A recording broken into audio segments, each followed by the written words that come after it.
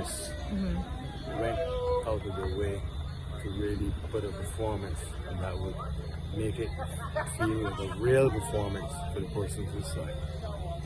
So then do you think that you may use this concept again in the future? Not necessarily next year, but sometime in the future. Well, I think it certainly took us down a different route, and it was something that would be there for prosperity that we have recorded, because I don't think we've ever had a show fully recorded and presented like this in this method before. And so I think certainly it is something to consider. But as you know, we have to wait and see what happens with COVID and the direction that takes. But people will always want to go to Ilaro Court to have that experience that we have there. But this is just another route, and maybe we can do something called a hybrid, maybe a bit of both. Okay, and what's next in terms of carols like Candlelight and the fundraising? I know you have gifts, you collected gifts.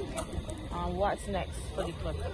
Well, for the club's point of view, we're collecting gifts, and before Christmas, we're going to be distributing these gifts to a number of children's homes who we normally give every year.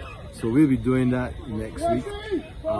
In terms of what next for the show, well, the show is, as you know, is tonight. We have another show at 9 p.m. and we have one tomorrow at 6 p.m. But as you know, we're limited to 340 cars. So we have to find a way to express what we have done to allow other Barbadians to have this experience. So we are working on that, and I believe that shortly I'll be talking to you to tell you exactly what method I'll be using to allow other Barbadians to see this show. But I can tell you that before Christmas, we'll be working on that to ensure that all Barbadians not only would see the show, but would have a chance to give back something to Rotary so that we can work with our plans for next year.